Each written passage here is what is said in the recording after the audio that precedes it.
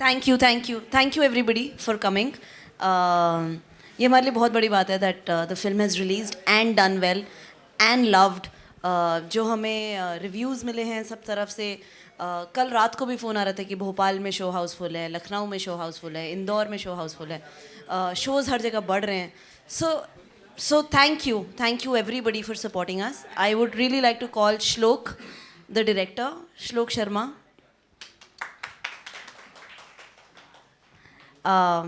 Shweta, our actor, hello.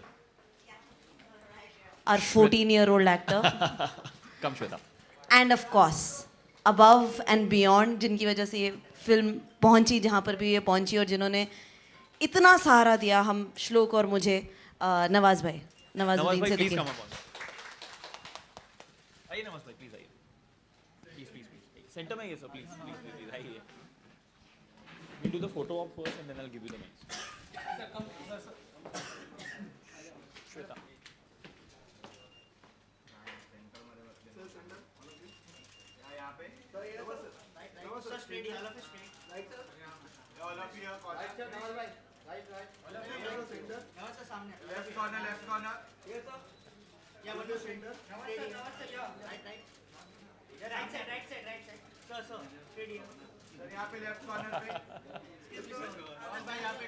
अच्छा एक बार left to right कर ले सब लोग. सर लेफ्ट से आप एक बार पूरा लुक दीजिए. Left centre right. लेफ्ट कर लीजिए, लेफ्ट से शुरू करिए. Centre right. Thank you guys. Please have a seat. बैठिए. थोड़ी ऊंची कुर्सियां हैं. हाँ बैठो. श्लोक कम या श्वेता कम यहाँ पे आ जाओ. That's fine. Come.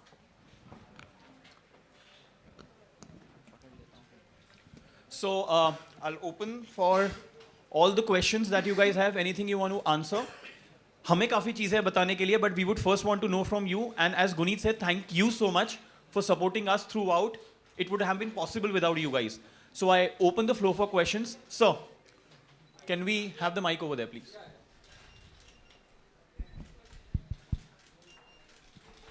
Ji sir. Hello. हरामखोर की पूरी टीम को ढेर सारी बधाइयाँ. लेकिन पूरी टीम से मेरा ये सवाल है कि क्या फिल्म का जो नाम है उसका कोई और विकल्प हो सकता था. उसकी एक छोटी सी कहानी मैं बता दूं कि कल मैं ऑफिस में डिस्कस कर रहा था कि मुझे कहाँ जाना है. तो मैंने बॉस को बोला हरामखोर. तो बोला अरे क्या बोल रहे हैं. तो बोले कि नहीं, मुझे हरामखोर की जो सक्सेस पीसी है उसमें जाना है. सुबह जब मैं तैयार होकर यहाँ पीसी के लिए आ रहा था तो मेरी वाइफ ने पूछा कि कहाँ जा रहे हैं आप. तो मैंने बोला हरामखोर. फिर बोले कि वो पीसी में मैं जा रहा हूँ. तो ये शब्द जो है थोड़े हमारे हिंदू जो सोसाइटी मतलब हमारा जो समाज ये फिल्म आपके लिए कितनी स्पेशल है और जहाँ पर बड़े स्टार्स बड़े अमाउंट जो है डिमांड करते हैं, आपने 1 रुपए में काम किया, तो उस बारे में कुछ बताइए. Of course her film special होती है और ये स्पेशल इस मायने में है क्योंकि इसका जो प्रोसेस था एज एन एक्टर, क्योंकि मैं एक्टर हूँ तो मुझे प्रोसेस बहुत इंस्पायर करती है किसी भी फिल्म की. और मुझे ये उम्मीद थी कि जब हम लोग शूट करने जाएंगे तो बहुत ही ऑर्गेनिकली हम लोग शूट करेंगे इसको, मतलब इम्प्रोवाइज़ करेंगे सीन की रिहर्सल करके. और बहुत ही सेट पे जो प्रोसेस थी उससे मैं बहुत ही, जो श्लोक की प्रोसेस थी उससे मैं बहुत ही इंस्पायर था. और मुझे मालूम था कि इसी तरीके से शूट होगी भाई, क्योंकि मैं श्लोक को पहले से जानता था as a director. I think मेरे लिए बहुत ज़रूरी है कि एज एन एक्टर अपने आप को ज़िंदा रखना पहले तो, कि वो एक्टर कहीं जाना नहीं चाहिए. क्योंकि जो आप संजो के लेके आते हैं बहुत मेहनत करके, और वो कभी कभी क्या होता है कि चकाचौंध में वो मिस होने लगता है. तो मैं इस तरह की फिल्म करके उस एक्टर को अपने वो खोने नहीं देना चाहता हूँ एक्चुअली. तो इसलिए मेरे लिए बहुत ज़रूरी है एज एन एक्टर इस तरह की फिल्म करना, हरामखोर जैसी फिल्म करना. और जब एक्टर, जैसे मैंने पहले भी कहा था कि एक्टर जब कैमरे के सामने होता है ना, तो उसके सामने वो ये सोच के एक्टिंग नहीं कर रहा होता है कि बड़े बजट की या छोटे बजट की फिल्म है. तो आई थिंक जो प्रोसेस है वो आपको जैसे एक पतंग की थी मैंने, एक हरामखोर है, ये जो 2-3 फिल्में ऐसी हैं मेरी लाइफ में जिन्होंने मुझे बहुत कुछ दिया है एक्चुअली एज एन एक्टर. आप कमर्शियल सिनेमा भी कर रहे हो और इस तरह के सिनेमा भी कर रहे हो, तो क्या डिफरेंस महसूस करते हैं दोनों ही सिनेमा में? एज एन एक्टर कोई डिफरेंस नहीं होता। एक एक एक फॉर्म होती है, जैसे हम लोग जब थिएटर भी करते थे, एनएसडी में था मैं जब, तो हम हर तरह का प्ले करते थे। म्यूजिकल प्ले भी होता था, फार्स भी होता था, पारसी स्टाइल में भी प्लेस होते थे, रियलिस्टिक प्लेस भी होते थे, है ना। और जो लाइक मोलियर है, राइटर्स, बड़े बड़े राइटर्स थे, मोलियर, चेखव, स्टैनिस्लवस्की की जो मेथड एक्टिंग, ये वो फोक प्लेस भी करते थे, रामलीला भी करते थे। तो इस तरह के सारे प्लेस की आदत होनी चाहिए एक्टर को। एक्टर के लिए कोई मायने नहीं रखती कि भाई ये फिल्म बड़े बजट की है, ये कमर्शियल है। उसको एक टास्क दिया जाता है, जो डायरेक्टर उसको टास्क देता है, ये मेरा कैरेक्टर ही करके दिखाओ। अब वो उसकी कोशिश में जुट जाता है, उसको वो करना होता है, दैट्स इट। और मेरे ख्याल से मैं सिर्फ इतना ही ध्यान में रखना चाहता हूँ अपने, ये कितनी वायबल है, कितना चलेगी ये फिल्म, कितनी बड़ी हिट हो गई और ये 300 करोड़ के ऊपर चली गई, ये मेरे लिए बिल्कुल भी मुझे एक्साइटमेंट इसमें है नहीं, क्योंकि मैं एक्टर हूँ और मुझे वहीं तक रहना चाहिए आई थिंक।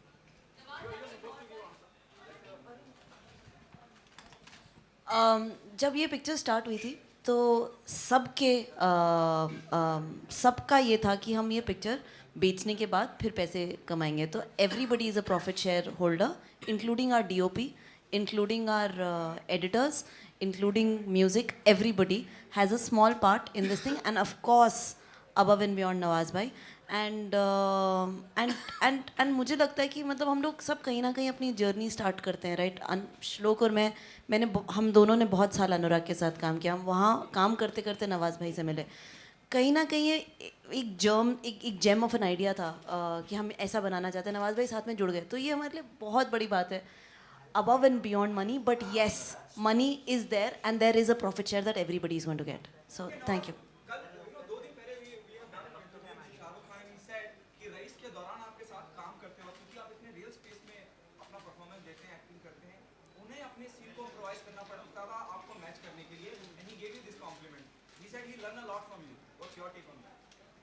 ये मेरे लिए कॉम्प्लीमेंट है अगर वो ऐसा बोल रहे हैं। ऑफ कोर्स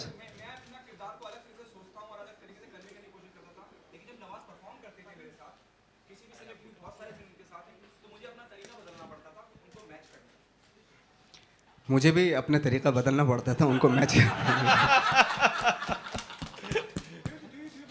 तो वो दिखेगा, वो केमिस्ट्री दिखेगी। एक्चुअली हम लोगों की प्रोसेस थी, जो टेक्स्ट था उसको उसके बिहाइंड जाने की, जो सब टेक्स्ट है उसको बोलने की, बिटवीन द लाइन, तो वो केमिस्ट्री दिखेगी। वो नहीं अभी तो कोई चांस है नहीं अभी। नवाज भाई दिस साइड। नवाज भाई रईस के डायरेक्टर राहुल ढोलकिया से मैं हमारी बात हो रही थी। उसी दिन इंटरव्यू मैंने भी किया था जिस दिन शाहरुख का इंटरव्यू था वहाँ पे। तो उन्होंने पहले आपको स्टोरी रईस की पहले आपको सुनाई थी, और उनका ये कहना था कि जब हमने स्टोरी सुनाई तो नवाज भाई ने बोला कि मैं कॉप्स जो पुलिस का रोल है वो करूँगा, लेकिन वो चाह रहे थे कि आप लीड प्ले करें। अब आप अपने सोलो फिल्मों को भी चला पा रहे हैं, तो why you have denied to take the lead role in Raees? नहीं, एक्चुअली जब वो रोल मैं गैंगस्टर कर चुका था गैंग्स ऑफ वासीपुर में, तो मैं सोच रहा था अब कॉप का करता हूँ, क्योंकि क्या होता है ना एक्टर के लिए, गैंग्स के बाद थी ना वो फिल्म। तो और लेट मी टेल यू कि वो श्वेता जो हैं वो पहले उस पे काम राहुल के साथ काम कर रही थी। तो इन्होंने ही मुझे कॉल किया था सबसे पहले कि नवाज भाई राहुल ढोलकिया से मिलना है और इस तरह का एक रोल है ये। तो तब जाके नरेशन हुआ वो, और नरेशन में मैंने देखा कि कॉप का रोल भी बहुत अच्छा है। तो मैंने कहा ये करना चाहिए। तो उस वक्त पे नहीं बनी फिल्म, बट लेटर ऑन फिर बहुत बड़े उसमें बनी फिल्म। Thank you.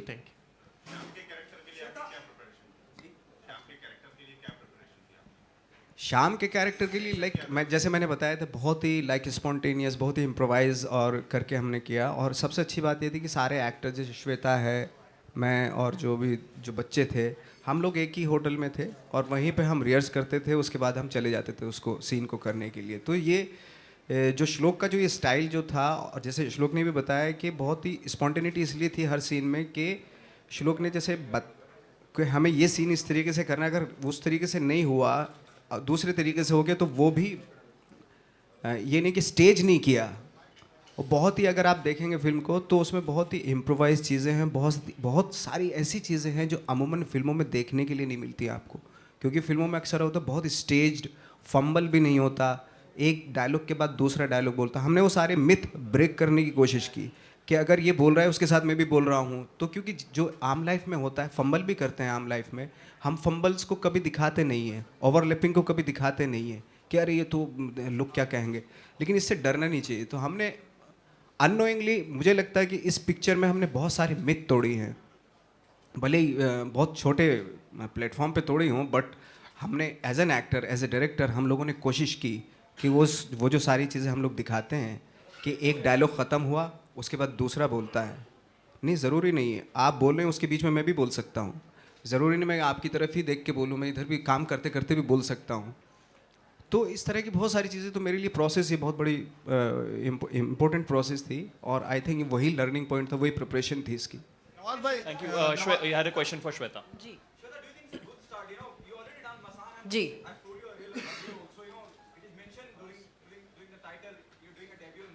जी आज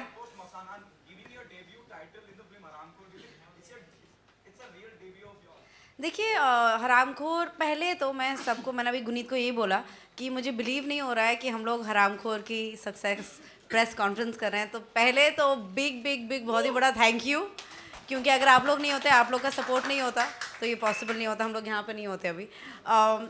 मेरे लिए हरामखोर, जैसे नवाज भाई ने कहा कि हर फिल्म बहुत स्पेशल होती है, लेकिन हरामखोर इज़ माई डेब्यू इन अ वे, क्योंकि मैंने सबसे पहली फीचर फिल्म जो शूट की है वो हरामखोर है। तो लेकिन सबसे पहली फिल्म जो बाहर आई वो मसान थी। तो अब टेक्निकली कौन सा डेब्यू है वो तो गुनीत बना पाएंगी, दोनों गुनीत ने ही प्रोड्यूस किए हैं।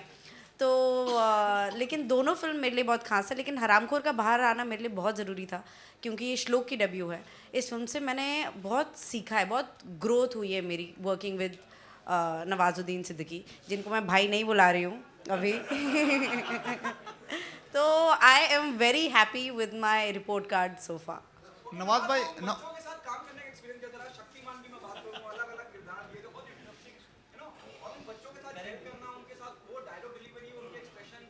बच्चों के साथ बहुत डिफिकल्ट होता है काम। मुझे डर रहता है बच्चों के साथ और जानवरों के साथ काम करना, सच बता रहा हूँ, क्योंकि वो कहाँ पे रिएक्ट कर देते हैं ना, कुछ नहीं पता होता, और बहुत अनकन्वेंशनल होता है उनका परफॉर्मेंस। आपको कन्वेंशनल एक्टर का मालूम होता है, अच्छा यहाँ पे ये पॉज लेगा, यहाँ पे ऐसे बोलेगा, थोड़ा मालूम होता है, लेकिन बच्चे कहाँ पे किस तरीके से रिएक्ट कर देते हैं। अच्छा, करते हुए तो ज़्यादा कुछ पता नहीं चलता, लेकिन जब उनको स्क्रीन पे देखते हैं उनकी बेस्ट परफॉर्मेंस हो जाती है। आप किसी, जैसे गाय को दिखानी है तो वो कहीं भी रिएक्ट कर देगी, लेकिन बहुत अच्छी लगती है वो। तो बहुत स्कैरी एक्सपीरियंस रहता है बच्चों के साथ काम करना। गब्बर,